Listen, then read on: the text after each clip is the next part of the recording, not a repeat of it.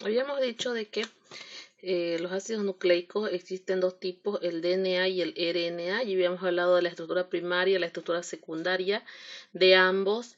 Habíamos hablado de que del ARN existen eh, tres tipos, o sea, tres tipos diferentes de ARN. Tenemos el RNA mensajero, después tenemos el RNA de transferencia y también tenemos el RNA ribosómico.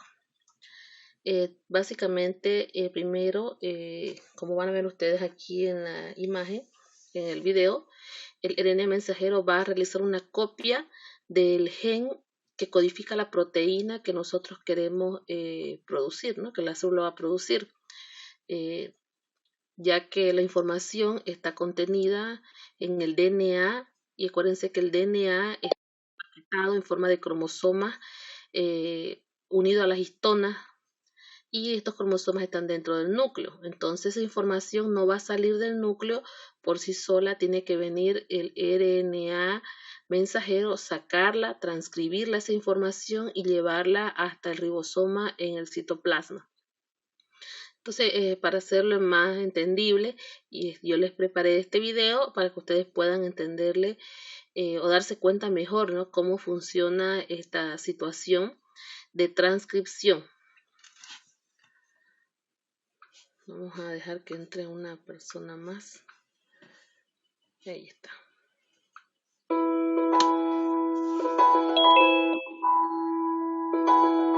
¿Se escucha? Sí, doctora. El genoma de las células eucariotas se halla en el núcleo. El genoma de cada célula somática humana posee 23 pares de cromosomas. Cada cromosoma está formado por una larga cadena de ADN empaquetada alrededor de proteínas llamadas histonas. Dentro del ADN hay secciones llamadas genes, los cuales contienen instrucciones para sintetizar proteínas. La transcripción es el proceso de síntesis de una cadena de ARN cuya secuencia es idéntica a la de una cadena de ADN.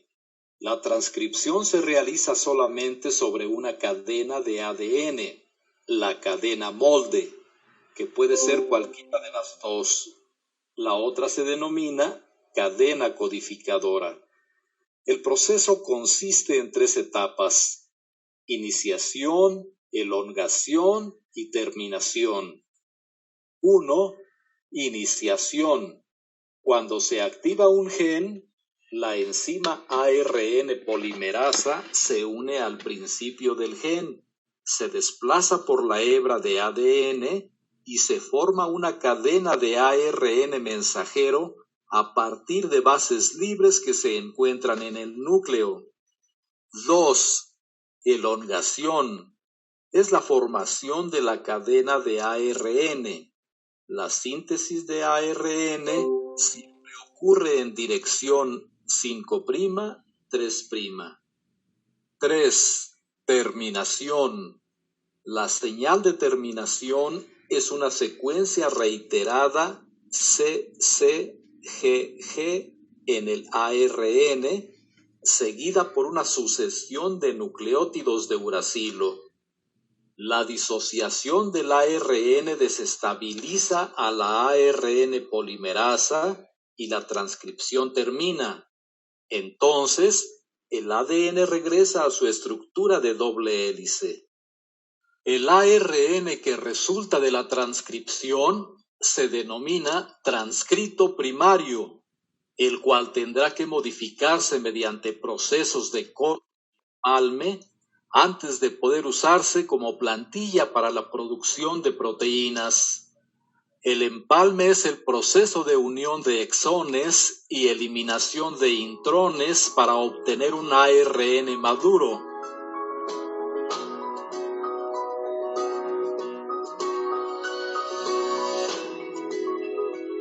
El ARN maduro sale del núcleo y pasa al citoplasma, en donde se llevará a cabo la traducción.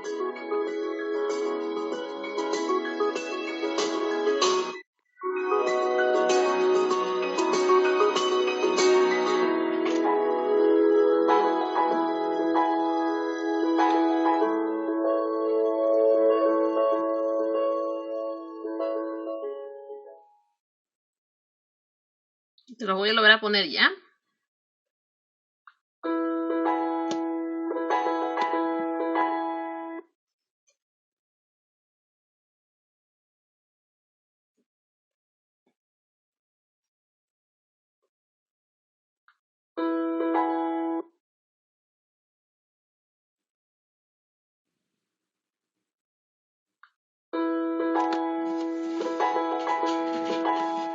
Doctorita, ¿puede aumentar el volumen, por favor? No se escucha. Está en altísimo. El genoma de las células eucariotas se halla en el núcleo. El genoma de cada célula somática humana posee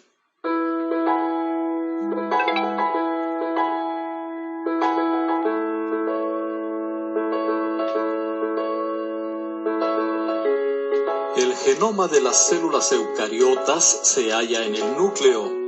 El genoma de cada célula somática humana posee 23 pares de cromosomas.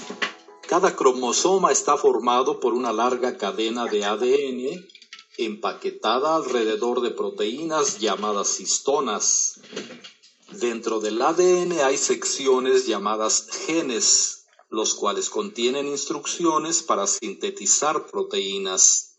La transcripción es el proceso de síntesis de una cadena de ARN cuya secuencia es idéntica a la de una cadena de ADN. La transcripción se realiza solamente sobre una cadena de ADN, la cadena molde, que puede ser cualquiera de las dos. La otra se denomina cadena codificadora. El proceso consiste en 3 etapas: iniciación, elongación y terminación. 1. Iniciación. Cuando se activa un gen, la enzima ARN polimerasa se une al principio del gen, se desplaza por la hebra de ADN y se forma una cadena de ARN mensajero a partir de bases libres que se encuentran en el núcleo. 2. Elongación. Es la formación de la cadena de ARN. La síntesis de ARN siempre ocurre en dirección 5', 3'. 3. Terminación. La señal de terminación es una secuencia reiterada CCGG en el ARN, seguida por una sucesión de nucleótidos de uracilo. La disociación del ARN desestabiliza a la ARN polimerasa y la transcripción termina. Entonces, el ADN regresa a su estructura de doble hélice. El ARN que resulta de la transcripción se denomina transcrito primario, el cual tendrá que modificarse mediante procesos de corte y empalme antes de poder usarse como plantilla para la producción de proteínas. El empalme es el proceso de unión de exones y eliminación de intrones para obtener un ARN maduro.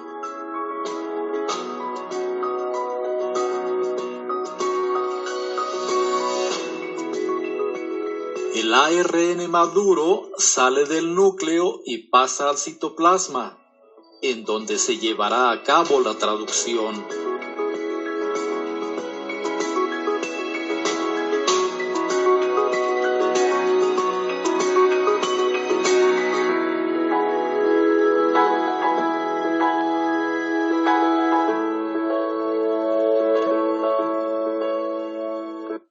Bueno, entonces nuevamente les vuelvo a repetir. El proceso de transcripción está dado por el RNA mensajero. Otra vez les vuelvo a decir, la información contenida sobre la formación de cualquier proteína o cualquier información necesaria en nuestro cuerpo está contenida en las moléculas de DNA. Y estas moléculas de DNA se encuentran enroscadas, si quieren ustedes decirlo de esa manera, sobre las histonas, que son proteínas. Esto está empaquetado en los cromosomas. Y estos cromosomas se encuentran en el núcleo, como ustedes han podido ver.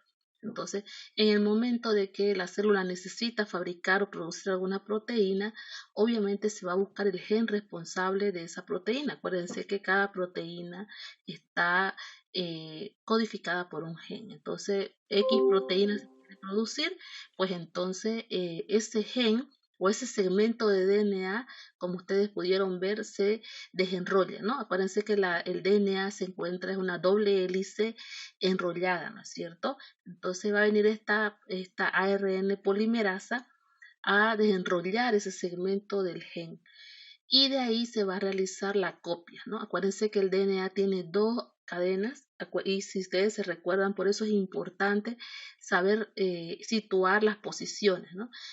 Uno es 5,3, el otro es 3,5, son antiparalelas. Entonces, una de esas hebras se va a ocupar como molde para poder copiar esa información, ¿no? En lugar de que el DNA salga del núcleo, pues es el RNA el que va a salir del núcleo habiendo copiado esa información y lo va a llevar hasta los ribosomas. Y ustedes han podido ver que la primera molécula formada se llama transcrito primario porque es inmaduro. Posteriormente, el proceso de maduración corresponde a el corte de ciertos segmentos, ¿no es cierto? Y la unión de esos exones. Una vez que están unidos estos segmentos, que se ha quitado esas partes, ese empalme se llama ya ARN maduro y es lo que viaja desde el núcleo hasta el citoplasma a los ribosomas para la síntesis de proteínas. Esta imagen que ven congelada ahí es el modelo del RNA de transferencia. ¿Qué es lo que va a hacer el RNA de transferencia? Va a ir a buscar a los aminoácidos correspondientes en la célula.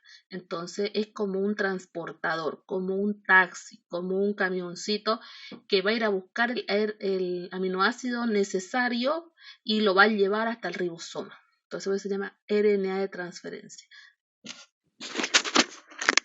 Fíjense ustedes que este RNA de transferencia, lo que va por un lado, por este lado, que estoy marcándoles acá con rojo, se une a el codón correspondiente en el RNA mensajero.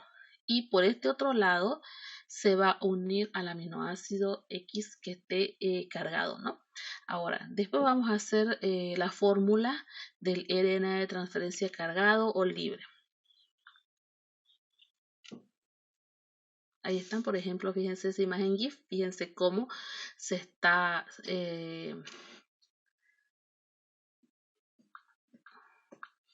como la RN polimerasa, que es esta parte verde, ha desenrollado la doble hélice, porque este es el segmento del gen, y al abrirla se viene y por complementariedad de base se forma el RNA mensajero. Se forma el RNA mensajero y una vez que se copió la información, el DNA vuelve a su estado inicial, que es súper enrollado, ¿no? Fíjense, frente a guanina, citosina, frente a adenina, timina, ¿no? Y en lugar de timina, no se olviden que el RNA mensajero no va a tener timina, tiene uracilo, por eso es la U, ¿no? En lugar de T, le es U. Y otra cosa, quiero que tomen en cuenta que la dirección siempre es 5,3. Es importante la dirección porque el proceso de lectura no puede tener errores.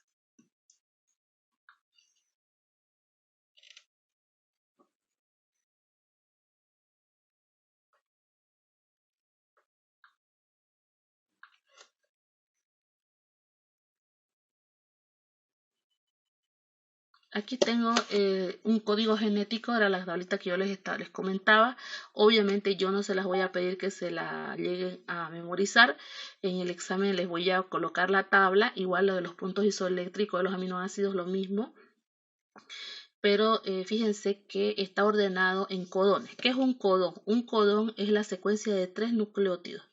Entonces, por ejemplo, ustedes pueden ver que aquí tengo los codones. Fíjense, tengo 3 uracilos unidos. Obviamente esta U indica que está la base, está el azúcar y está el fosfato, ¿no? Pero como es, para no hacerlo tan grande, solamente se representa a la base. Aquí hay un triplete y ese triplete se llama codón. Fíjense que tengo muchos codones y cada codón corresponde a un aminoácido. Por eso se llama traducción. Es como que ustedes tengan un diccionario, tengan las palabras en inglés y acá tengan la traducción en español. Entonces, estamos yendo del lenguaje nucleótido al lenguaje de los aminoácidos. Entonces, cada 3 nucleótidos en la secuencia me corresponde un aminoácido X. Códigos genéticos hay de diferentes modelos, hay otras rueditas que yo bueno, vamos a ver si les puedo mostrar. Igual sirven, pero este es el que hemos estado usando. Básicamente es lo mismo, la forma, solamente la metodología es diferente. Entonces no se olviden que un codón es un triplete de 3 nucleótidos, ¿no? Es un triplete de nucleótidos, es decir, nuevamente, la U, por ejemplo, son 3 uracilos, no quiere decir que son los uracilos que están solos, están sus nucleótidos unidos entre sí por enlace fosfodiéster. Está la base, el azúcar y el fosfato. Entonces, en base al proceso de traducción que nosotros realicemos de una secuencia, vamos a saber qué aminoácidos corresponden y vamos a tener un péptido o una proteína determinada. Doctorita, ¿podría aceptar por favor a mis compañeros si es que se salieron porque su computadora se apagó? Ya. Gracias. Por ejemplo, ahí están mirando. Vamos al proceso.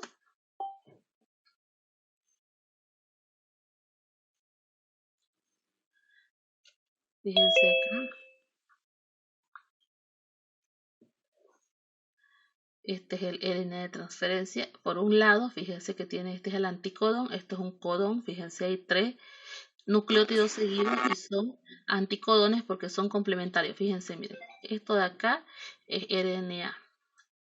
Frente a adenina, uracilo. Acuérdense que en los RNA no hay timina, entonces frente a adenina, uracilo.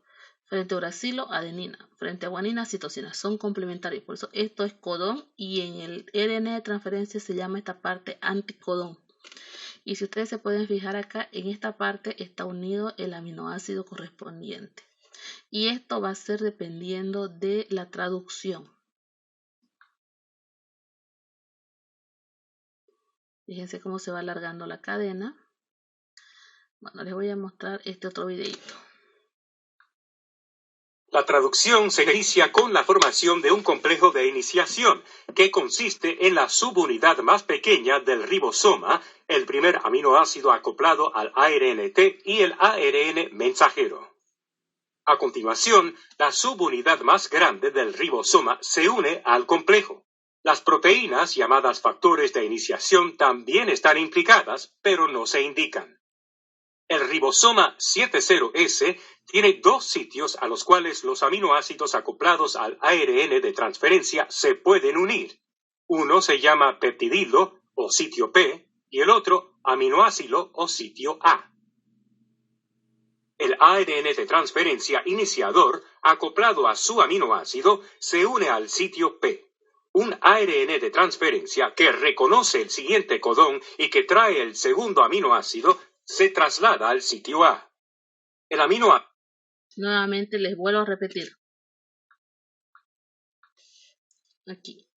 Esto de acá es el RNA mensajero. La parte rosada es el ribosoma, que es el lugar donde se está fabricando la proteína.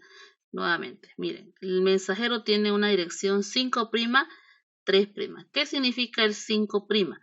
Que el fosfato que va unido a la desoxirribosa, en este caso a la ribosa, en la posición 5 del azúcar posee 2 oxidrilos libres. ¿Qué significa este 3'? Que la última ribosa posee el oxidrilo de su posición 3 libre. Eso quiere decir 5', 3'. Y este es el RNA mensajero maduro. Su dirección es 5', 3'. Del núcleo ha salido y se ha situado en el ribosoma, que es el RNA ribosómico, ¿no? Ahora fíjense, aquí está el RNA de transferencia. Es un RNA de transferencia por cada aminoácido.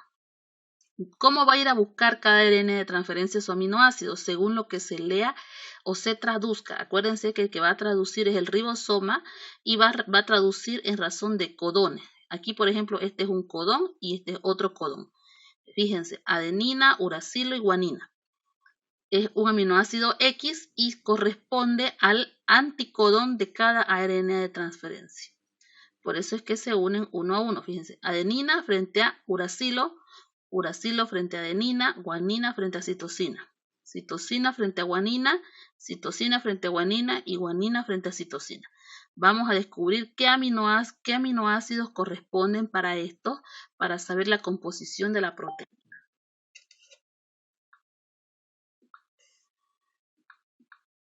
Sigamos. La traducción se inicia con la formación de un complejo de iniciación, que consiste en la subunidad más pequeña del ribosoma, el primer aminoácido acoplado al ARNT y el ARN mensajero. A continuación, la subunidad más grande del ribosoma se une al complejo. Las proteínas llamadas factores de iniciación también están implicadas, pero no se indican. El ribosoma 70S tiene dos sitios a los cuales los aminoácidos acoplados al ARN de transferencia se pueden unir. Uno se llama peptidilo o sitio P y el otro aminoácido o sitio A. El ARN de transferencia iniciador acoplado a su aminoácido se une al sitio P. Un ARN de transferencia que reconoce el siguiente codón y que trae el segundo aminoácido se traslada al sitio A. El aminoácido que el ARN de transferencia llevó al sitio P se une al aminoácido transportado por el ARN de transferencia que acabó de entrar en el sitio A. El ribosoma ahora avanza una distancia de un codón y se libera el primer ARN de transferencia.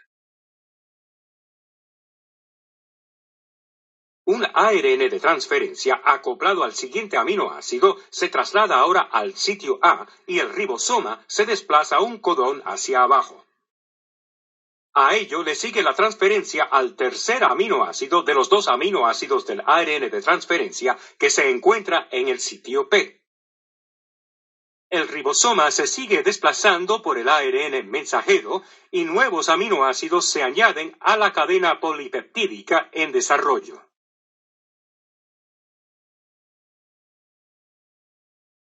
La elongación del polipéptido concluye cuando el ribosoma llega a un codón que no codifica ningún aminoácido y que se denomina codón de terminación. El ribosoma se disocia en las subunidades grande y pequeña y tanto el ARN mensajero como la proteína se liberan.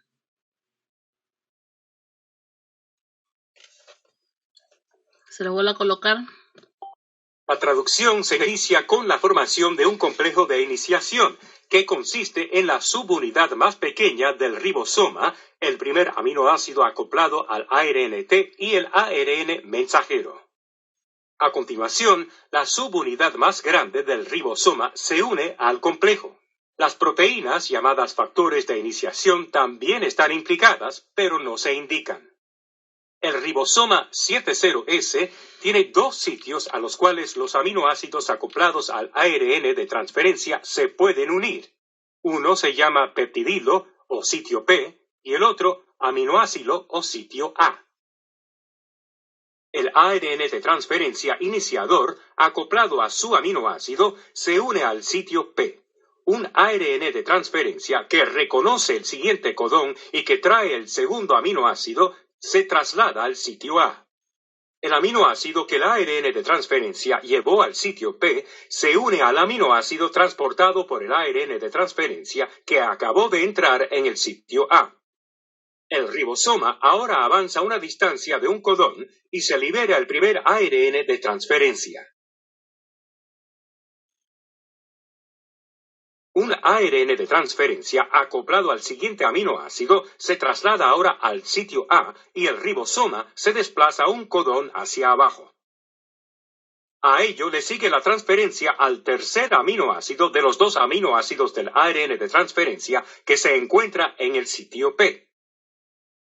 El ribosoma se sigue desplazando por el ARN mensajero y nuevos aminoácidos se añaden a la cadena polipeptídica en desarrollo.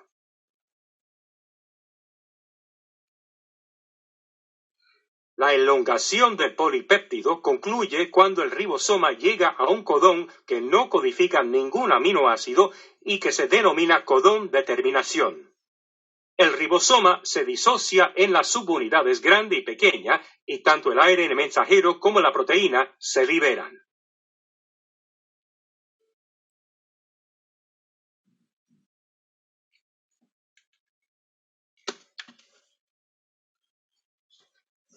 Bueno, ahora vamos a hacer ejercicios para que puedan entenderle mucho mejor ustedes a esto.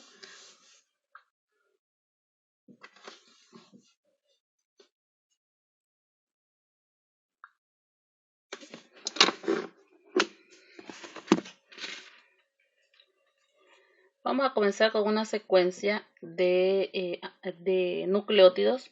Obviamente ya no vamos a hacer las estructuras grandes porque sé que es ampuloso y terminaríamos mañana, ¿no?, de realizar la práctica. Entonces voy a darles una secuencia pequeña.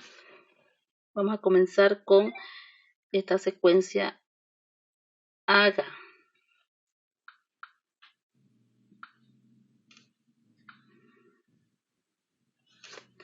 AGA, GGT, GCT. Su dirección es 5', 3'. Este es un DNA. Suponiendo que estamos aquí, este es el núcleo. Y acá tengo el citoplasma. Número 1. Por complementariedad de bases, ¿cuál es la secuencia de la otra hebra? Acuérdense que este DNA es una doble hélice súper enrollada. Por complementariedad de bases, fíjense que frente a adenina, frente a timina y frente a guanina, citosina en el DNA. No hay que cambiar, a ojos cerrados. Me dictan la secuencia de la otra base, de la otra hebra, por favor. Frente a adenina.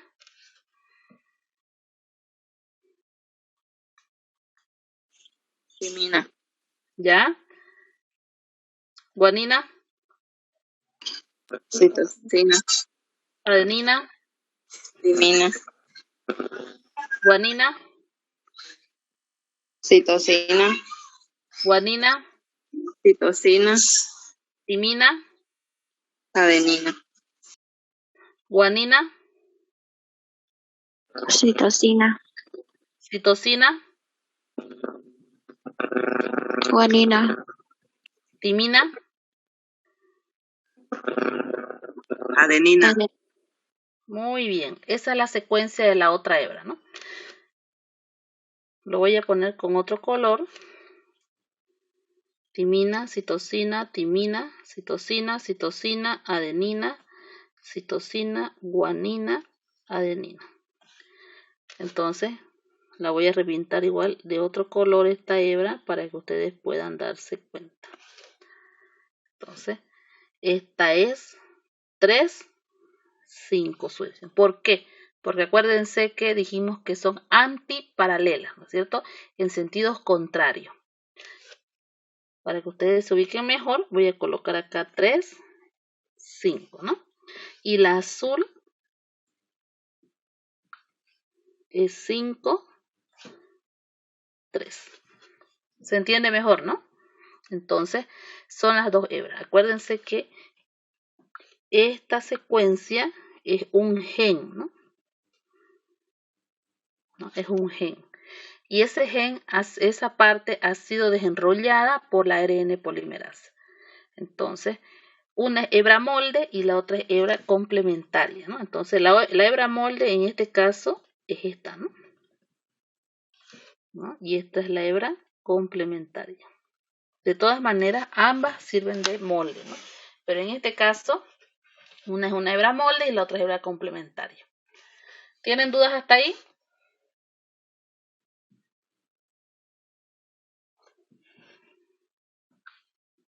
¿Hay dudas? No, doctora. Bueno, sigamos entonces. Y todo esto está pasando en el núcleo, ¿no? Bueno, ahora quiere comenzar la síntesis de una proteína. La dirección del RNA mensajero siempre tiene que ser 5:3. Si yo agarro esta hebra de aquí y la ocupo como molde, por ejemplo, la dirección de la nueva hebra que se forme va a ser la contraria.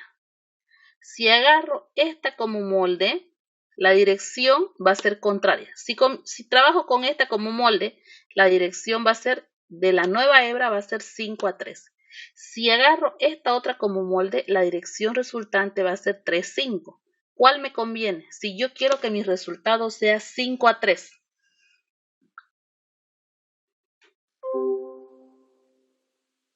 ¿Cuál me conviene utilizar? ¿La 5:3 o la 3:5? La 3:5. Exactamente. Entonces me conviene utilizar esta porque mi resultado va a ser antiparalelo. Me dictan entonces la secuencia del RNA mensajero. No se olviden que en el mensajero, en lugar de timina, vamos a colocar uracilo. Me dictan, por favor. Secuencia del RNA mensajero.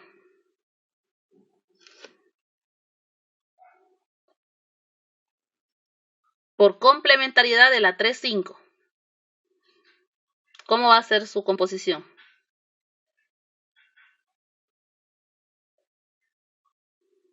Frente a timina. Adenina. ¿Ya? Adenina. ¿Cuál más? Frente a citosina.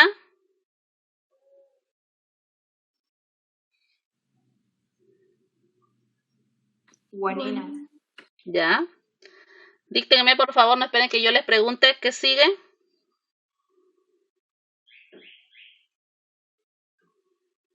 ¿Qué sigue? Adenina. ¿Ya? ¿Qué sigue? Guanina. ¿Ya? Adenina. Guanina. ¿Ya? Uracilo. ¿Ya? Guanina. ¿Ya? Citosina y uracilo. Muy bien. Si ustedes lo miran, esto, ¿a quién se parece esta hebra nueva, la hebra verde? A la hebra azul, ¿no es cierto? Fíjense, AGA, GGT. Acá la diferencia es que hay uracilo porque es mensajero, ¿no? GGU. Y si ustedes se fijan acá, GCT y acá GCU. Las únicas diferencias son los uracilos en lugar de las timinas. Eso está bien, porque lo hemos hecho por complementariedad. Entonces, si ustedes quieren, para entenderle bien, háganlo por complementariedad. O bien copian la dirección 5:3 y le quitan las timinas y lo cambian por uracilo. Eso depende de ustedes. ¿Me dejo entender?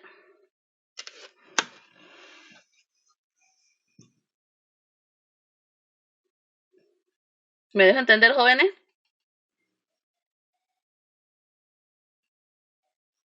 Doctora, cuando habla de complementariedad, digamos, si tenemos 3:5, ¿se tiene que volver 5:3 o tiene que Sí. quedar igual? No pueden ser en la misma dirección. Si tienen 3:5, tiene que ser 5:3 la otra hebra. Sí o sí, porque son antiparalelas. Ya, doctora, gracias. Ahora, cuando yo le hablo de complementariedad en sí, estoy hablando quién va enfrente de quién. Por ejemplo, un individuo es adenina. ¿Quién va a ir enfrente de adenina siempre? Timina. Nadie más puede ir enfrente de adenina. Frente a guanina, sí o sí, citosina. La única diferencia es que cuando usted esté realizando el RNA mensajero ya no va a poner timina, va a poner uracilo. ¿Por qué? Porque en los ARN no hay timina, hay uracilo. Es la única diferencia. Si estoy hablando solamente del DNA, fíjese que estas dos hebras son las que pertenecen al DNA. No hay en ningún lugar uracilo, porque no hay eso. La composición de bases en el DNA es bien rígida, es exacta, no hay, porque en el momento que haya cambios, hay mutaciones. Entonces, sí o sí, frente a adenina, timina, guanina, citosina. No hay dónde perderse. Adenina, timina, guanina, citosina. No hay más. Fíjense. Es bien rígido, bien exigente la composición. En cambio, en el uracilo hay ese cambio ya. La única diferencia va a ser esa. Frente a adenina ya no va a ir uracilo, va a ir timina. Es el único cambio que van a encontrar. Por eso yo me doy cuenta que este es un RNA porque tiene uracilo, porque en el DNA no hay uracilo. ¿Me dejo entender? Sí, o sea que sale siendo idéntica la molécula, digamos, de ADN con la del RN, pero cambiando lo que nos acaba de explicar. Sí, pero de una hebra, idéntica a una hebra. El DNA tiene 2 hebras, el RNA solo una hebra. Va a salir idéntica a la otra hebra, ¿no? Si usted está produciéndola a partir de esta hebra, fíjese, va a salir igualita a la otra hebra, pero con el cambio de las timinas por los uracilos. Y es solamente una hebra, nada más. ¿Entendido? Sí, doctora, gracias. ¿Ya? Entonces, estas dos son de DNA. Y esta una solita es de RNA mensajero. Les voy a... Aquí, fíjense, están las diferencias. Por eso les digo, depende de ustedes. Si quieren lo hacen por complementariedad o si quieren la copian las 5,3 y le cambian los uracilos por las timinas. Pero fíjense de dónde tienen que copiar. De las 5,3, si van a copiar simplemente, ¿no? Ahora, si van a obtener por complementariedad, tienen que hacerlo de la 3,5. ¿Me dejo entender? Ahora, una vez que el RNA mensajero, ustedes vieron, ¿no? Sale inmaduro, es el transcrito primario, se le quitan, ¿no? Los intrones, se empalman los exones, ya es RNA mensajero maduro. Me estoy saltando toda esa parte porque obviamente necesito llegar a la síntesis de proteína. Ahora, este RNA mensajero va a viajar hasta el citoplasma. Entonces va a salir hasta el citoplasma y va a llegar a los ribosomas. Ustedes ya vieron que el ribosoma es 70S y tiene 2 subunidades. El ribosoma es como el que va a realizar el proceso de la traducción.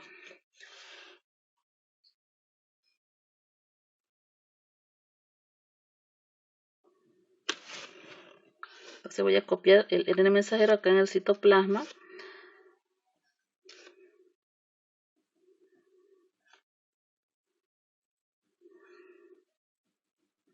Y fíjense que tengo codones, ¿no? Tengo el primer codón, el segundo codón y el tercer codón. Y su dirección es 5,3. Ahora quiero saber qué aminoácidos corresponde cada codón. Anótenselo para que lo busquemos ahorita en el código genético. AGA. ¿Están anotando? GGU.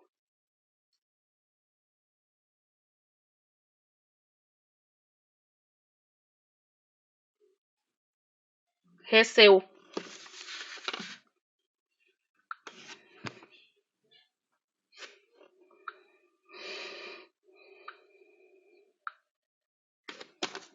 El primero que era AGA. Ya, entonces vamos a comenzar buscando. Unos son columnas, ¿no? Estas son columnas y estas son filas, ¿no? Vamos a comenzar primero buscando el primer nucleótido, que es la A.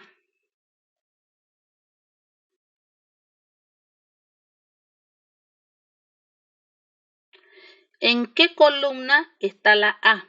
Perdón, ¿en qué fila? 1, 2, 3 o 4, la cuarta fila. La tercera. La tercera fila. Voy a poner ahí, ¿no? Ahora vamos a buscar el segundo nucleótido, que es la G. Vamos a buscarla en las columnas. ¿En qué columna está de segundo la G?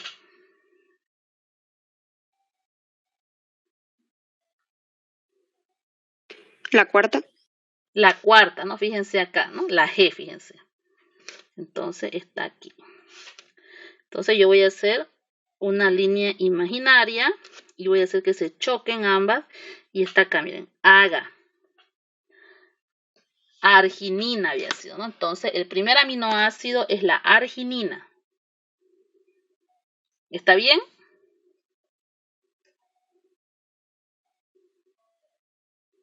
Vamos con el segundo. ¿Qué codón era? GGU. ¿Cuánto? GGU. Ya. La primera G, que es de guanina. ¿En qué fila está?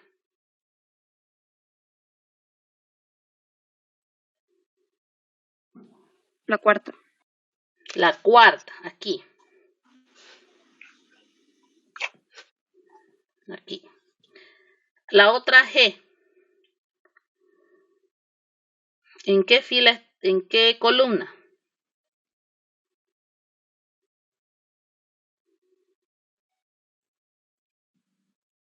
En la cuarta también. En la cuarta, ¿no? Entonces, nuevamente, trazo mi línea imaginaria. GG1, ahí está. ¿Qué aminoácido era? ¿Qué aminoácido es? Glicina. Glicina. Exactamente, glicina.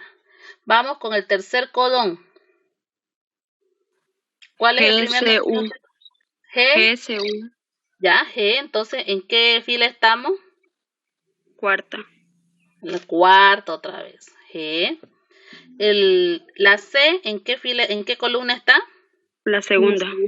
La segunda, aquí, ¿no? Entonces estoy aquí y hago chocar la otra rayita y estoy con esto, ¿no? GSU, ¿qué aminoácido era? Alanina. Alanina. Entonces, ¿cómo está formado mi péptido?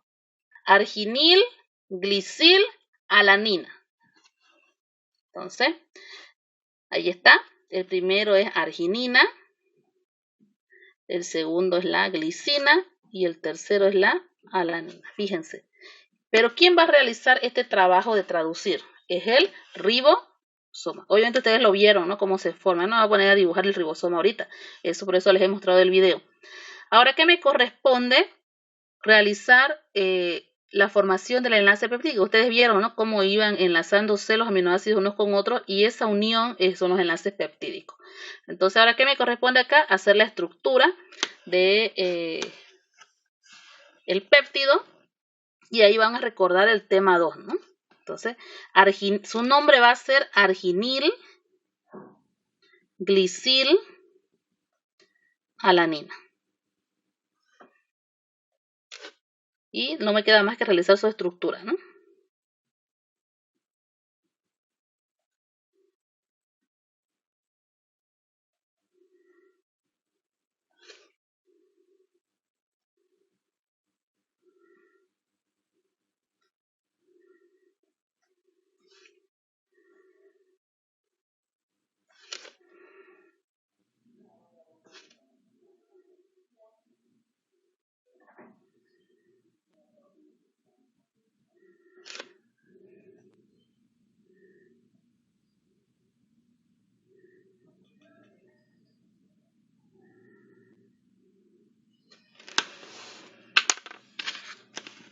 ¿Estamos de acuerdo?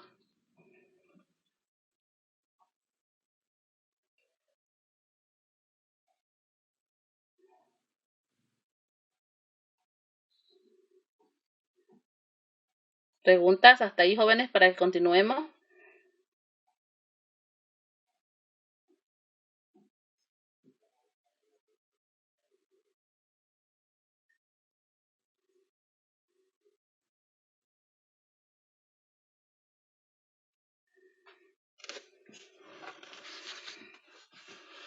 Aquí está el enlace peptídico.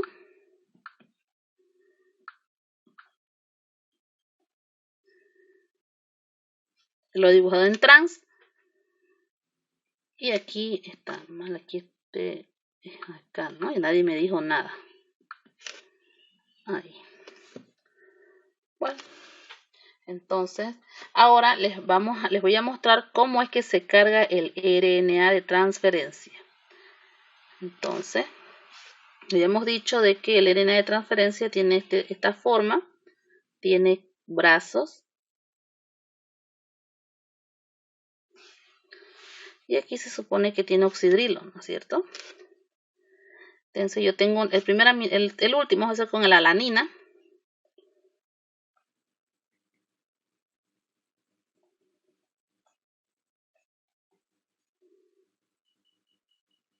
Ahí está. Se supone que lo encontró. Va a reaccionar este oxidrilo con este carboxilo. Se va un oxidrilo, se va un hidrógeno, se libera una molécula de agua, obviamente. Voy a borrar este oxidrilo, voy a borrar este hidrógeno. ¿Y qué me queda? OCO. Entonces, lo que voy a hacer es dibujarlo más abajito para que se junten. OCO.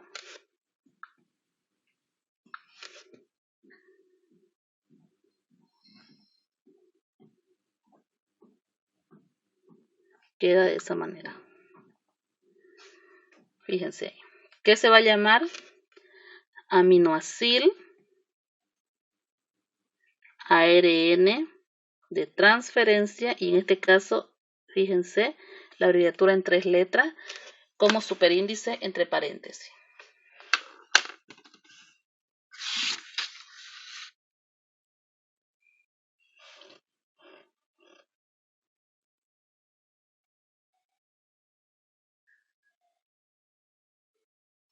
¿Preguntas, jóvenes?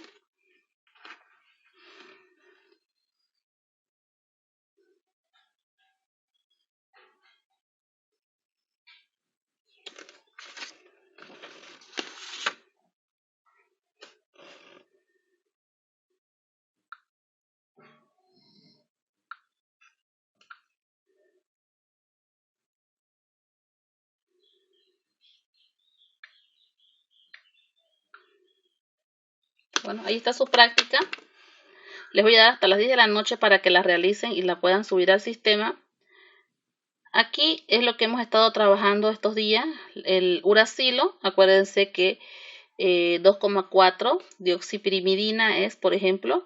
Entonces nosotros lo representamos por lo general con la forma ceto, ¿no es cierto? De esa manera. Ahora tienen que representarlo con la forma enol. No se olviden que esto sucede porque hay un movimiento de los hidrógenos de un lugar a otro y el doble enlace ingresa al anillo, ¿no? Entonces no hay más problema con esto. La reacción del ácido úrico, porque es la menos básica de todas, igual tienen que llevarlo a enol, el ácido úrico, y de ahí tienen que llegar a ionizar sus protones, y al ionizar esos protones obviamente va a acidificar el medio. Acá lo del carácter básico de la adenina, en este caso acuérdense que la adenina se protona ella misma y le quita o le roba protones al agua, y al robarle los protones libera oxidrilos al medio. De la timidina, fíjense, timidina dice, no dice timidina monofosfato, entonces la timina con un azúcar y sin el fosfato, porque es un nucleósido. El guanilato proviene del ácido guanílico, que es cuando tiene el grupo fosfato, ¿no? ¿Qué quiere decir? Que acá tengo guanina, el azúcar y el grupo fosfato, ¿no? Y al ionizarse los hidrógenos se transforma ya en guanilato.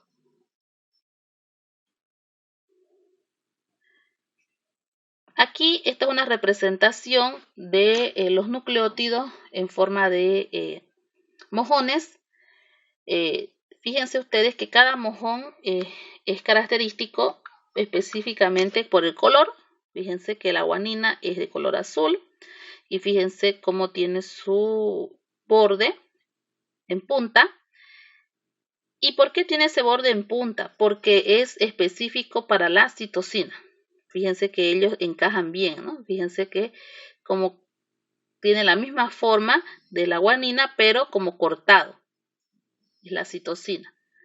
La timina, fíjense la forma que tiene, porque va a encajar específicamente con la adenina. Eso es en cuanto a las características. Después, otra característica que pueden ver en estos mojones o estas representaciones gráficas es que cuando existe en el nucleótido la falta de oxidrilo en la posición 2 del azúcar, el azúcar se representa con esta muesca, fíjense. Ninguno tiene esa muesca, porque ninguno tiene la D adelante. Esta D significa que está con desoxirribosa. Esta parte representa al azúcar, esta parte de acá representa a la base. Entonces, si está completo, quiere decir que es ribosa lo que está participando en ese nucleótido. Aquí, por ejemplo, está con una muesca, quiere decir que es desoxirribosa. Después, si ustedes pueden también apreciar el fosfato, fíjense acá, guanosina es un nucleócido, no tiene fosfato. Timidina tampoco tiene fosfato, pero aquí dice adenosina monofosfato, tiene un fosfato y está representado por este redondito azul, fíjense. Citidina igual, no tiene grupo fosfato, por eso es que no tiene la bolita azul. Aquí, por ejemplo, ustedes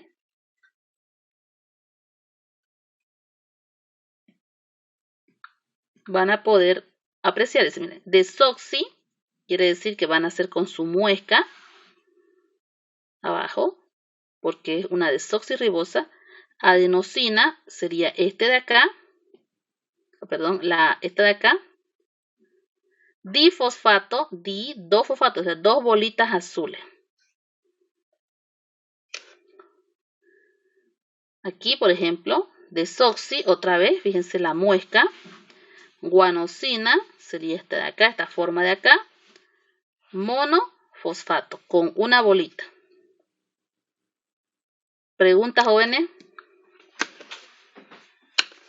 Doctora, ¿con esos mojones es lo que vamos a representar en los cuadros? Exactamente, en los 4 cuadritos. Aquí, Doctorita, una pregunta. ¿La bolita es el fosfato? Esta bolita azul es el fosfato. Entonces, por ejemplo, aquí dice difosfato, ese no ve. ¿Están viendo ahí? ¿Lo ven o no? La D. ¿La ven la D o no? Sí, doctora. Ya, esa D, ¿qué significa? 2 fosfatos, ¿no es cierto? Tiene 2 fosfatos. Entonces, tiene 2 fosfatos, entonces van a ser 2 bolitas. Entonces, 2 bolitas juntas. Si dice T, aquí no les puse con 3. Si dijera T, AT, digamos, pues, ATP, serían 3 bolitas azules. ¿Está bien?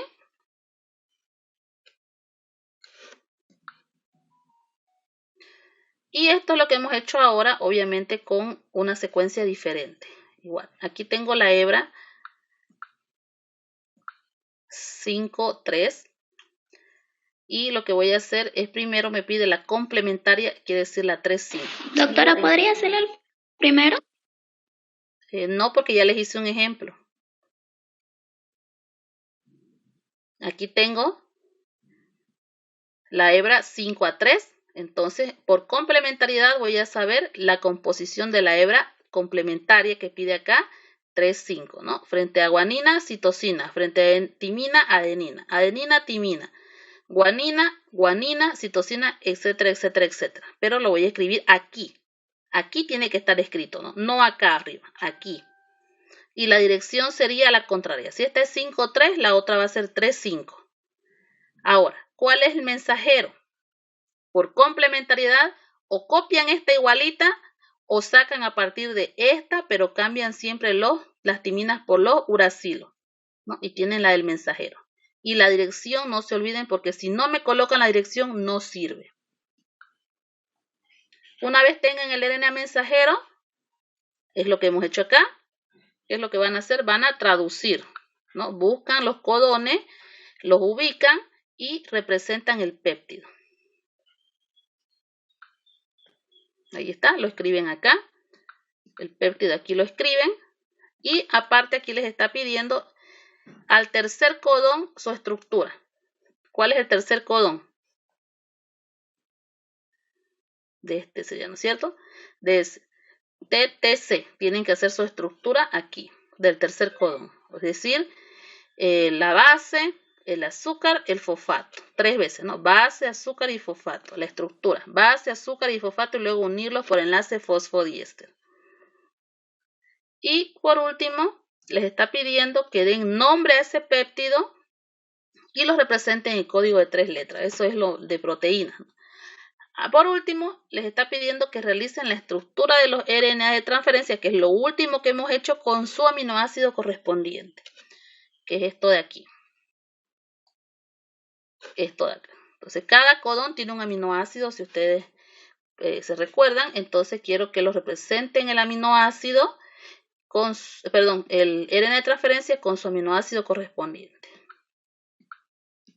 ¿Preguntas?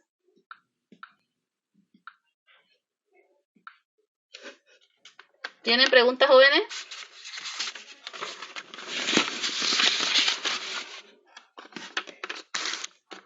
Doctora, disculpa, ¿hasta qué hora dijo la presentación de la práctica? Hasta las 10, hasta las 10 creo que le puse. Hasta las 10 lo vamos a dejar porque hasta que lo hagan y todo eso, ¿no? Ya hasta las 10 lo voy a dar, hasta las 6 les he dicho, pero creo que lo puse hasta las 10, ¿no? Hasta las 10. Ya, ¿No gracias. ¿Qué dice? Gracias, doctora Leo. Sí, creo que hasta la dieta. A lo mejor vamos a mirar antes de meter la pata y emocionarlos a la nada.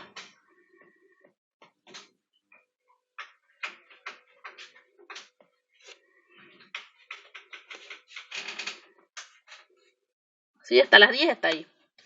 Yo creo que les dan, ¿no? Para realizarlo. Sí, doctora, gracias. Ya. Bueno, ahí terminó el tema de ácidos nucleicos. Ahora vamos a hablar de las enzimas.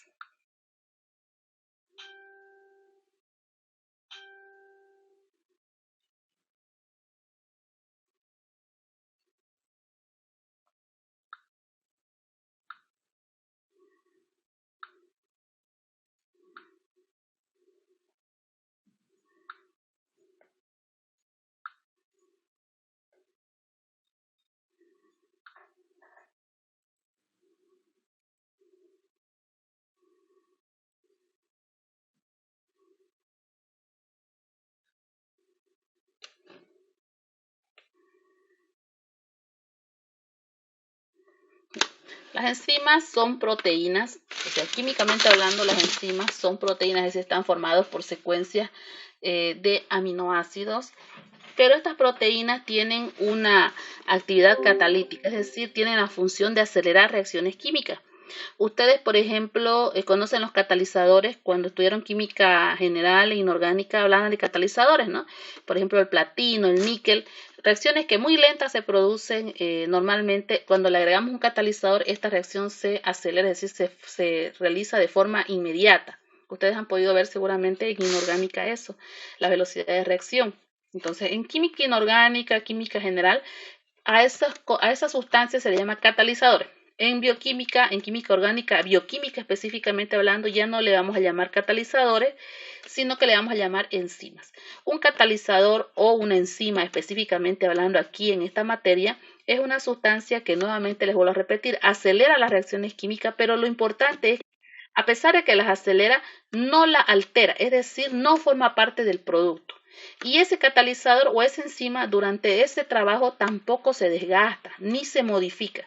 Lo que pasa es que estas sustancias lo que hacen es disminuir la energía de activación de las reacciones químicas. Para que una reacción química se dé, necesita una energía de activación, es decir, el movimiento caótico de los átomos de esas estructuras que van a participar. Ese movimiento genera cierta cantidad de energía y es la necesaria para que se dé la transformación de esas sustancias en un producto. Y lo que va a hacer prácticamente la enzima o el catalizador es aportar esa energía que falta para que esta reacción se dé lo más rápido posible. Entonces, en el caso de los medios biológicos, estamos hablando del cuerpo humano, ya no le vamos a llamar catalizadores, sino que le vamos a llamar enzimas, ¿no? Y químicamente hablando, ¿cuál es la función de las enzimas? De estas estas enzimas que son proteínas es catalizar reacciones químicas dentro del organismo, ¿no? Existen diferentes tipos de enzimas. Por ejemplo, ustedes están viendo ahí en la imagen GIF, esta es una amilasa. ¿Se acuerdan que hablamos al principio nosotros de la amilasa? Si ustedes se recuerdan, es la enzima que degrada a los almidones y lo hace rompiendo los enlaces químicos. Por ejemplo, en este caso, esta enzima lo que hace es acelerar la reacción de descomposición del almidón, rompiendo esos enlaces químicos, los enlaces glicosídicos, ¿no? Y como ustedes están viendo, los corta esos enlaces y obviamente esta enzima va a favorecer que sea degradado el almidón. Por lo general, las enzimas llevan el nombre de su sustrato. Por ejemplo, amilasa, tenemos la salival y amilasa pancreática, ¿no es cierto? Que lo que va a hacer es romper los enlaces de la amilosa y la amilopectina. Fíjense, ya lleva el nombre de la amilosa, ¿no? Entonces, eso en cuanto a las generalidades de las enzimas. Todas las enzimas tienen una sustancia específica sobre la cual actúan. Y cuando yo les hablo de esta sustancia específica sobre la cual actúan las enzimas, estoy pensando en el sistema de la llave y el candado. Todos los candados tienen su llave y ninguna otra llave se supone que va a poder abrir ese candado. Lo mismo pasa aquí. Las enzimas tienen una sustancia sobre la que actúan siempre. A esa sustancia sobre la que siempre van a actuar y específicamente van a atacar se llama sustrato. Entonces, todas las enzimas actúan sobre una sustancia determinada, específica. A esa se llama sustrato. Y obviamente, al atacar a ese sustrato, la enzima lo va a transformar en un producto. Pero nuevamente, les vuelvo a repetir, estas enzimas tienen la capacidad de modificar a ese sustrato, acelerar la reacción, pero no forman parte del producto. Y es más, la enzima no se desgasta tampoco en ese proceso, ni se altera. Lo que pasa nuevamente es que para que nuevamente se realice una reacción química, estas necesitan una energía muy elevada, una energía de activación se llama que es muy elevada. Y como les falta esa energía, se dan de forma lenta. Incluso pareciera que apenas se realiza esa transformación. Y lo que va a hacer la enzima es agregar esa energía que falta, darles esa energía que falta para que la reacción se produzca lo más rápido posible. Obviamente esto bajo determinadas situaciones de temperatura y pH. Por ejemplo, las enzimas, como son proteínas, son susceptibles a la degradación. Ustedes vieron, por ejemplo, la desnaturalización de las proteínas. Seguramente con Jackie hicieron el huevo, por ejemplo, ¿no es cierto? Lo batieron, ¿no es cierto? Desgeneraron degradaron los enlaces peptídicos y adoptó otra forma la estructura cuaternaria de las proteínas, por ejemplo, ¿no? Un proceso mecánico. O también cuando colocamos el huevo, por ejemplo, a cocer, ¿qué es lo que estamos haciendo? Y vemos que el huevo se torna sólido, ¿no? Duro. ¿Qué es lo que estamos alterando? Estamos desnaturalizando esa proteína. Entonces, ¿con qué? Con calor. Entonces, obviamente, como las enzimas tienen un origen proteico, obviamente la temperatura le va a afectar. Entonces, vamos a tener, siempre va a producirse esa disminución de la energía de activación de las reacciones químicas por parte de la enzima, pero respetando las diferentes condiciones que podrían afectar a esa enzima, que son temperatura, pH, etcétera. Fíjense, ahí está la enzima, está su sustrato, se unen, fíjense exactamente, y se va a producir un cambio conformacional en ese sustrato, ¿no? Y se transforma en un producto. Tienen a la derecha, girando sobre una imagen GIF, una estructura cuaternaria de una enzima. Fíjense que es una proteína. Acuérdense que los listones de colores son hélices alfa de la estructura secundaria de las proteínas y las flechas de colores también son estructuras secundarias de las proteínas. Entonces les puse esa imagen para que ustedes puedan apreciar que químicamente hablando las enzimas son proteínas. Ahí está, esta otra imagen, fíjense cómo se ama la enzima con el sustrato porque son específicas, ¿no? Hay una parte ahí que, si ustedes se fijan, se llama sitio de unión, sitio activo. A ver, voy a tratar de esta parte.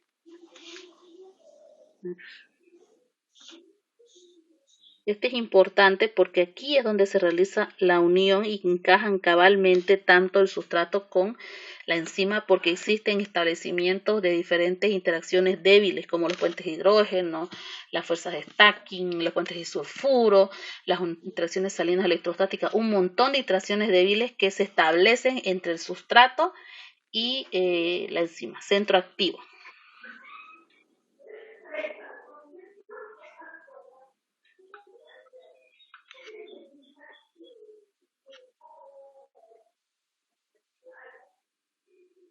Les comentaba la energía de activación. Que le comentaba.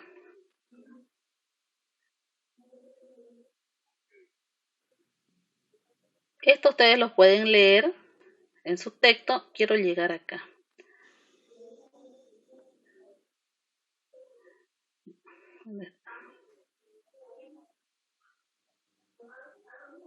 Antes de esto, quiero mostrarles. No sé, es que esto no era mi diapositiva. Aquí está, todo se volcó. Las enzimas son proteínas especializadas en catalizar reacciones específicas en la célula. Es decir, son capaces de acelerar considerablemente la velocidad de una reacción y sin ellas, el metabolismo celular sería imposible de llevarse a cabo.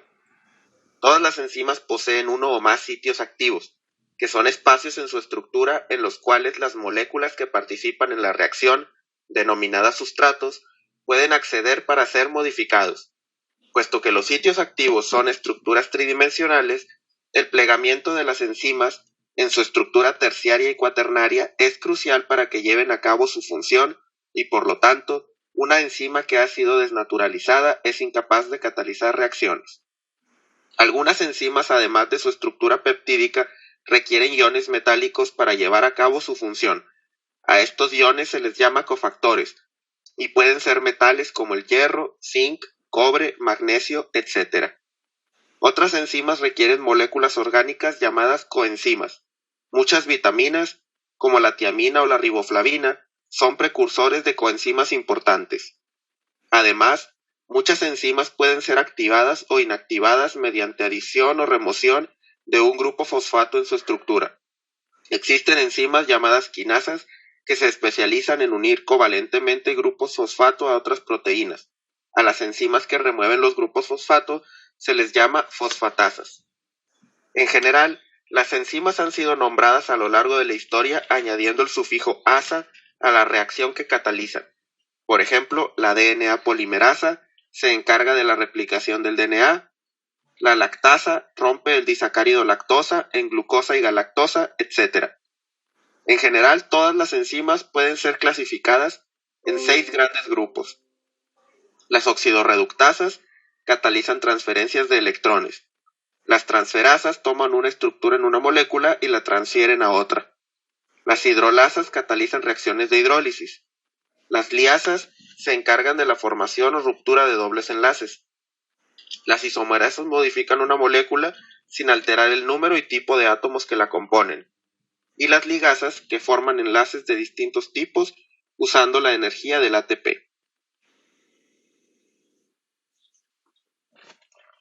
¿Lo volvemos a poner?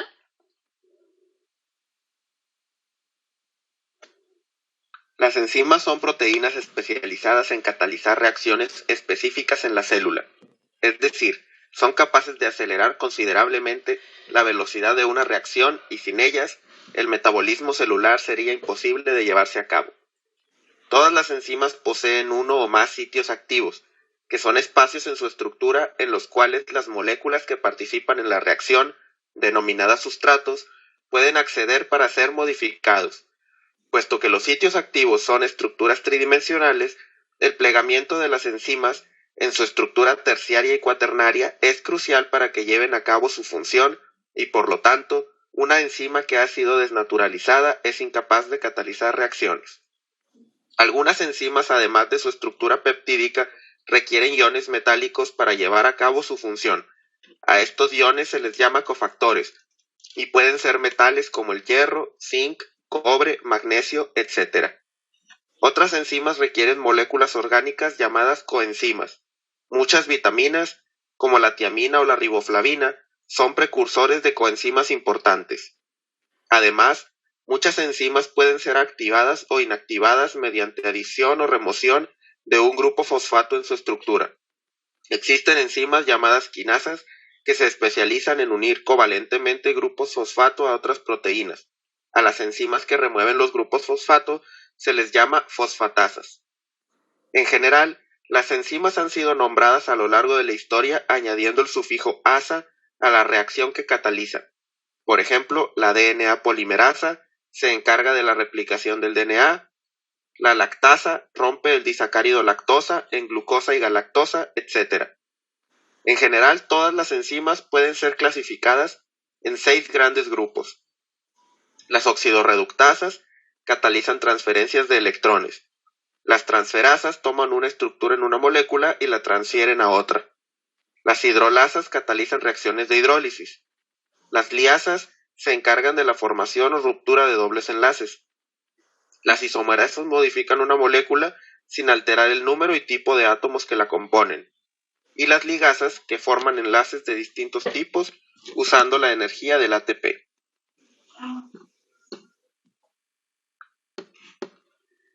Vamos a hacer un ejemplo de cada una de estas clasificaciones.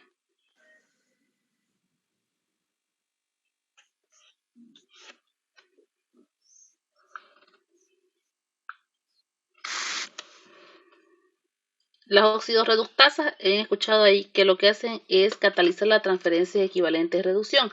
En bioquímica nosotros ya no hablamos de electrones. Cada electrón está representado por un equivalente de reducción. Y obviamente en este caso alguien se va a oxidar y alguien se va a reducir. Y esos equivalentes de reducción los voy a demostrar por la presencia de átomos de hidrógeno. Por ejemplo, tengo acá el ácido láctico o lactato.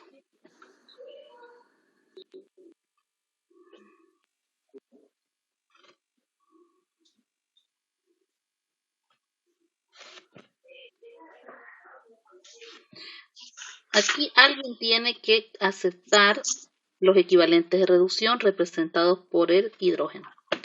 En este caso, estas son reacciones reversibles y fíjense que estos hidrógenos van a ser entregados al NAT, que es la nicotinamida adenina-nucleótido, y él los va a cargar. Voy a copiar todo lo demás sin los hidrógenos que se están entregando al NAT. Aquí quedaría O y aquí el grupo metilo. Eso es lo que queda, ¿no es cierto? Queda insaturado el carbono, entonces tengo esto. ¿En qué se transforma? Esto se llama lactato o ácido láctico.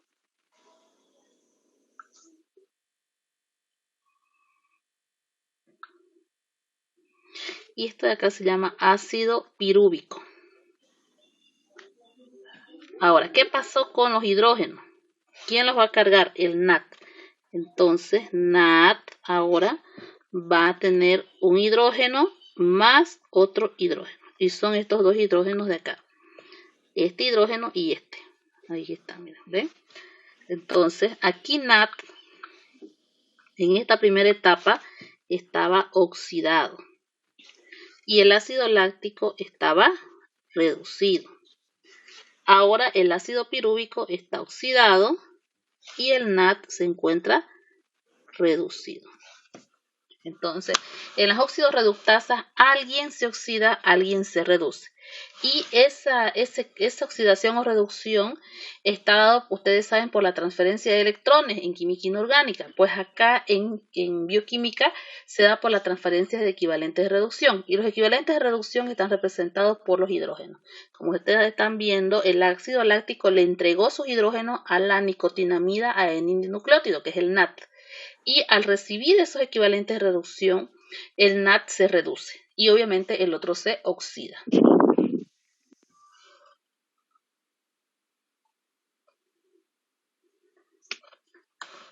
¿No hay preguntas?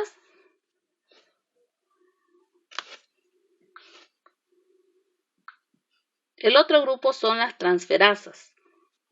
Transferasas quiere decir que transfieren grupos químicos. En este caso, por ejemplo, hay algunas que son bien importantes, que les vamos a hablar de esas. porque participan en lo que son la evaluación de los perfiles en bioquímica cuando queremos evaluar a una persona que está enferma. Por ejemplo, acá tengo, ustedes lo conocen, al ácido aspartico.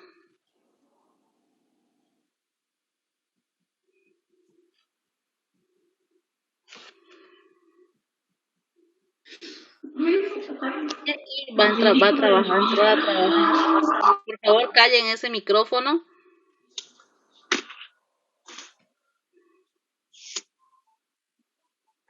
Seguramente con Jenny han llevado estas estructuras ustedes en la bioquímica, en la orgánica 2. Esto es un cetoácido. Aquí tengo ácido aspartico. Y acá tengo 2-oxoglutarato. O también llamado alfa-cetoglutarato.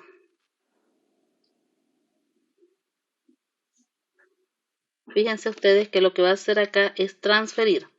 Entonces, este grupo amino va a ser transferido desde el aminoácido al cetoácido. Y el grupo ceto va a ir desde el cetoácido al aminoácido. Es una transferencia. ¿Y quién va a realizar esa transferencia o ese cambio de lugar? La transferasa. Entonces aquí voy a escribir toda la estructura del ácido aspartico sin el grupo amino.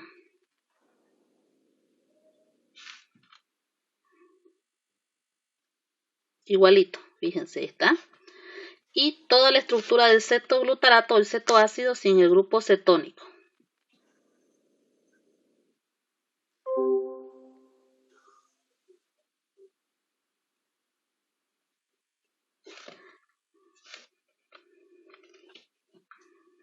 Aquí fíjense que el grupo amino tengo que entregárselo al cetoácido, es decir, aquí. Entonces aquí voy a colocar el grupo amino.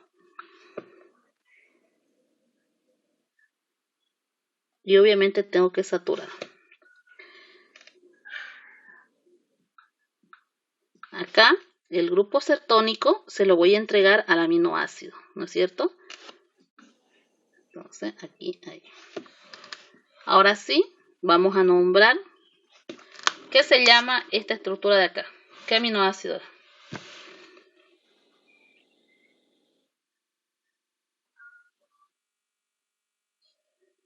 ¿Qué se llama?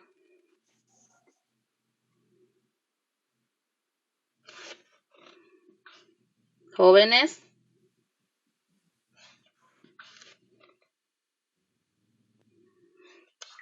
Ácido glutámico, doctora. Exactamente, ácido glutámico.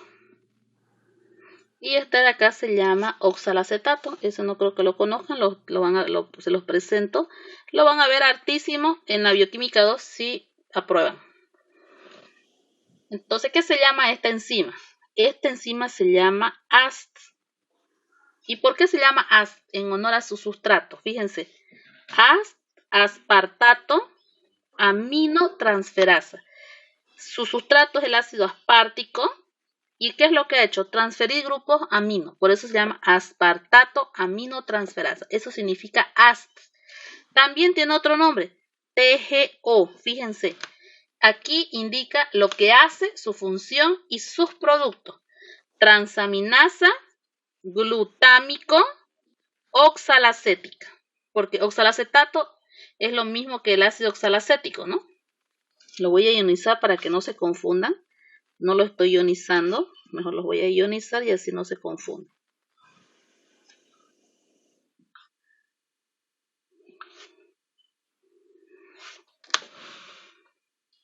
Entonces, AST, nuevamente, aspartato de ácido aspartico, aminotransferasa, porque está transfiriendo el grupo químico amino a un cetoácido.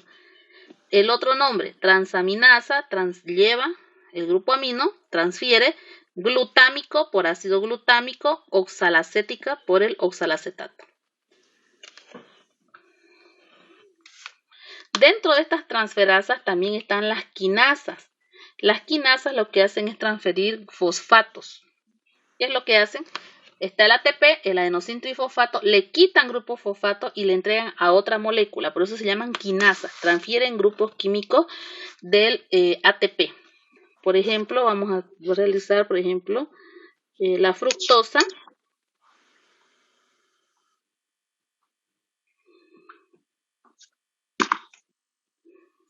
Por favor, apaguen su micrófono.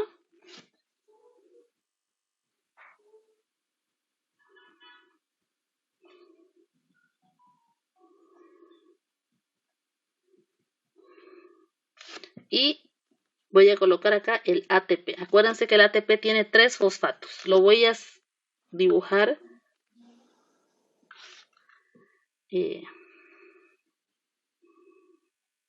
Así ya.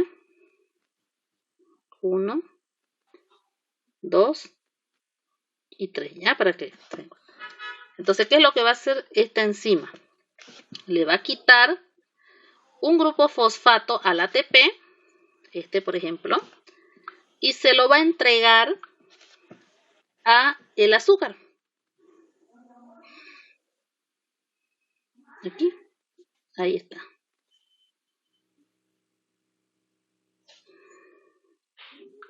¿Qué voy a tener entonces? Voy a copiar tal y como está.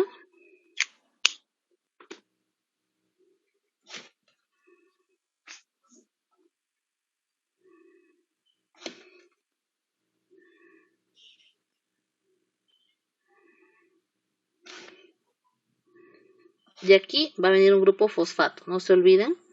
Entonces, aquí voy a agregar el grupo fosfato. ¿Qué tengo? Fructosa. Y acá tengo fructosa,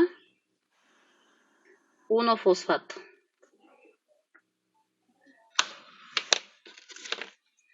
Esa es una quinasa. ¿Qué se llama la enzima? Nuevamente. Fructoquinasa.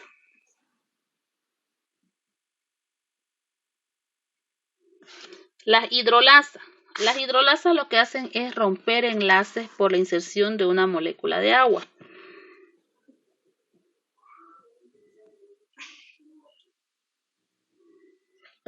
Aquí tengo una molécula de agua. Fíjense que acá tengo urea. Lo que va a hacer la enzima es romper aquí. Ahí y ahí. ¿Qué me va a liberar entonces? Dióxido de carbono, amoníaco y agua. También esto puede estar representado como si fuera hidróxido de amonio, ¿no? ¿Qué se llama la enzima? Si fijaron ustedes que decían, ¿no? El nombre del sustrato con la terminación asa. Entonces se llama ureasa.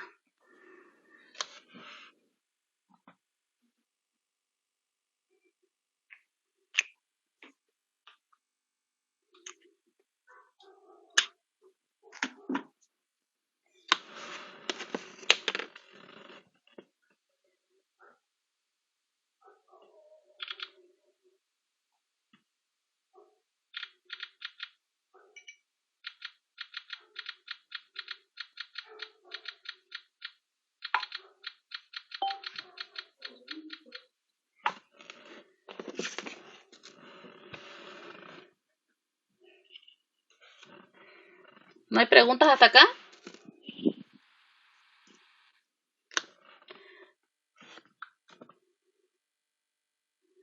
Vamos con las liasas. Las liasas lo que hacen es romper grupos químicos, pero a diferencia de las hidrolasas no necesitan utilizar moléculas de agua. Simplemente cortan como si fueran una tijerita y se acabó. Y rompen ese grupo químico. Por ejemplo, acá tengo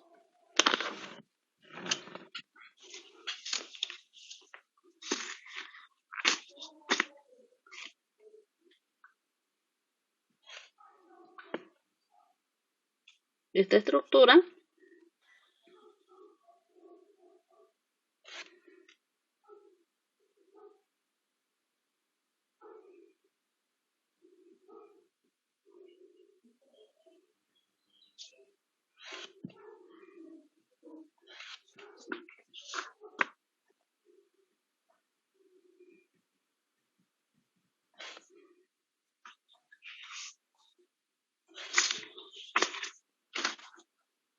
Ahí está. Fructosa, 1,6 bisfosfato.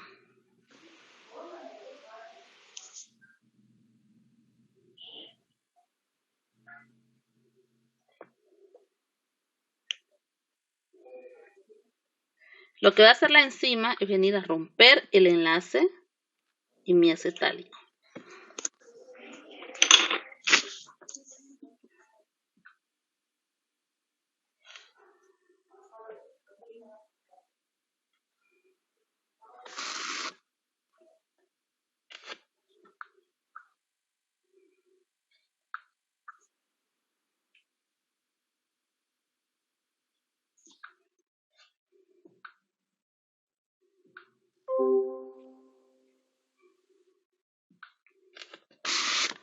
Entonces va a romper el enlace miacetálico y voy a tener, fíjense, 2 moléculas de 3 carbonos. Acá tengo 1, 2, 3, 4, 5 y 6. Entonces al romper tengo 1, 2 y 3. Una molécula de 3 y otra molécula de 3 carbonos.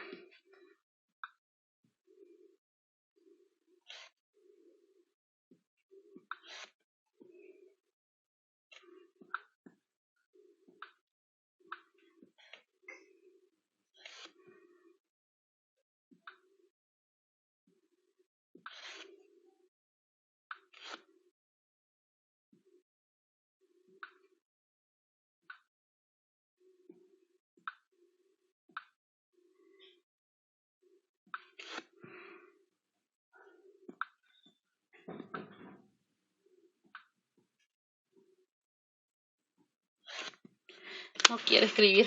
Se colgó la máquina.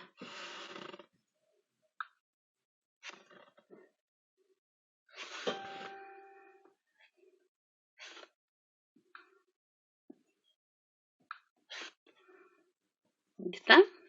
Entonces tengo 3 carbonos, 1, 2 y 3. Más 1, 2 y 3.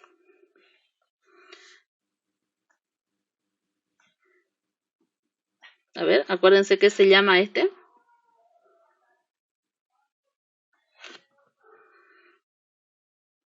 ¿Y qué se llama este otro?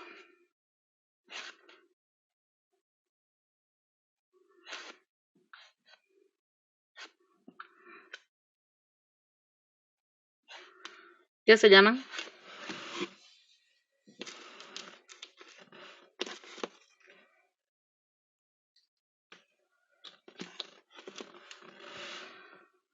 Jóvenes, ¿qué se llama? De gliceraldehído. Ya, gliceraldehído. Y como tiene un fosfato, 3 fosfato. ¿No? Por este fosfato. ¿Y el otro? Hidroxicetona. Dihidroxicetona. 3 fosfato. Y fíjense que fue una liasa, es decir, una enzima que ha roto el enlace hemiacetálico y la ha dividido en dos productos, ¿no? Su nombre de la enzima es fructosa, fíjense, bifosfato, porque tenía 2 fosfatos, aldolasa. Ese es su nombre químico.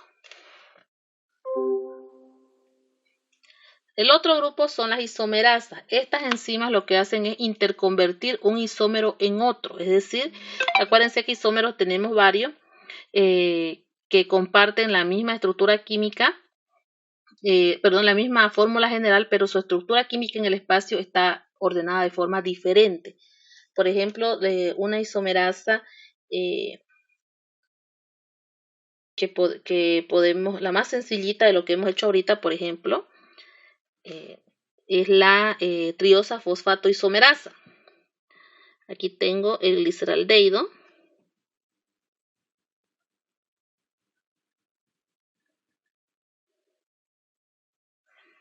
Ahí. Y se va a interconvertir en su isómero, que es la dihidroxicetona. Acuérdense que estos son isómeros de función. Ahí está. Entonces, ambos son isómeros, ¿no? Tienen el mismo número de átomos de carbono, tienen la misma fórmula global. La única diferencia es que uno tiene grupo aldehído y el otro tiene grupo cetónico, ¿no?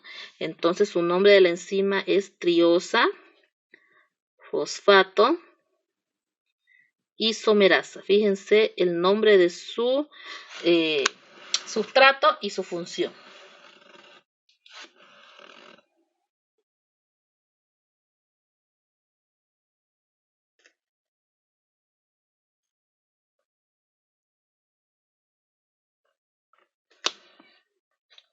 Y el último grupo pertenece a las ligasas. Las ligasas lo que hacen es, ¿cómo les digo? Es formar enlaces captando la energía producida por la ruptura de un fosfato del ATP, pero ese fosfato no lo integran como parte del producto. Simplemente la ruptura la ocupan como energía para hacer el enlace. En la anterior, fíjese que aquí en la fructoquinasa, por ejemplo, lo que hacía la enzima era transferir uno de estos grupos fosfato a la molécula. Y fíjense que quedaba como ADP, ¿no? ADP, con 2 fosfatos. Y obviamente aquí el fosfato estaba acá, ¿no? Entonces aquí más ADP sería, ¿no?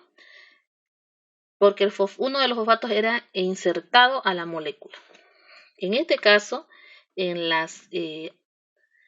este nuevo grupo, que son las ligasas, igual se rompe un fosfato del ATP, pero ese fosfato no se inserta en el sustrato, que solamente se ocupa la energía producida por la ruptura de ese grupo de fosfato para formar un enlace. Les voy a hacer un dibujito. Por ejemplo, acá tengo el glutamato, o el ácido glutámico si quieren.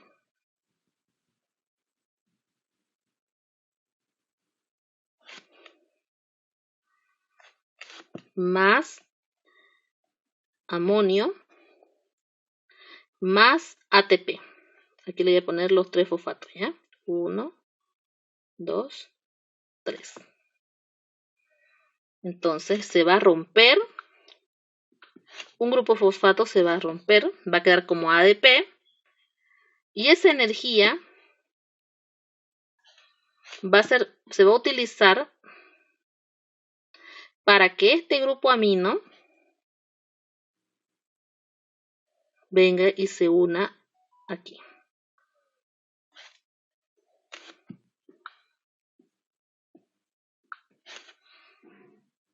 Voy a copiar lo mismo.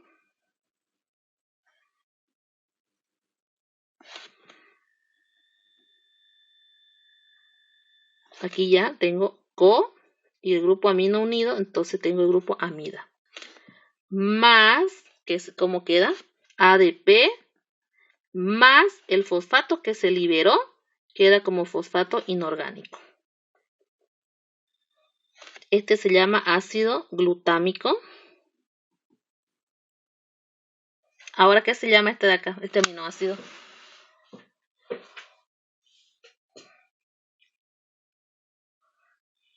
¿Qué se llama?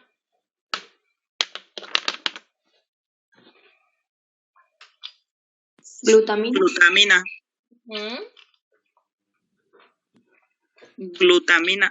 Glutamina, exactamente. Lo único que se hizo fue que al romperse la unión de este fosfato con el ATP, se liberó. Acuérdense que el trifosfato se rompe y al romperse, este es un fosfato fosfoanhidro, este es un enlace fosfoanhidro. Al romperse libera energía y esa energía es la que se ocupa para enlazar este grupo amino al carboxilo.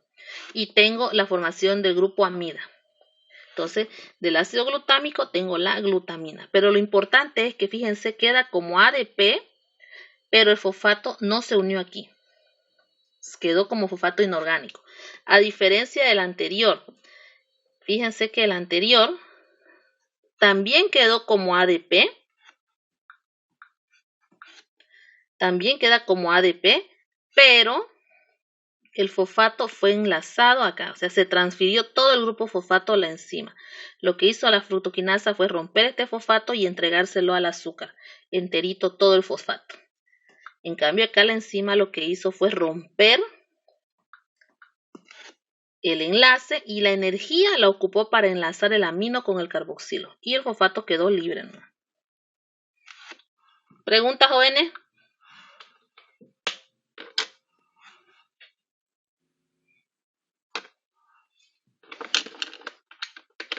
Bueno, si no hay preguntas, entonces aquí hemos terminado el avance. La parte teórica, ustedes pueden leerla, ya les dije que no me gusta mucho la parte teórica porque es de más, ustedes pueden leer. De todas maneras, si tienen alguna duda con la práctica, mi clase termina a las 7 de la noche con análisis. Desde las 7 pueden hacerme preguntas si tienen alguna duda con la práctica por WhatsApp, me escriben. Pero obviamente no quieran que les haga la tarea, ¿no? Algunas dudas que tengan, está bien, yo les voy a colaborar y pueden subirla a la tarea hasta las 10. Yo creo que hasta el día miércoles de la otra semana ya les he subido todas sus tareas y tienen sus notas prácticas. ¿Está bien?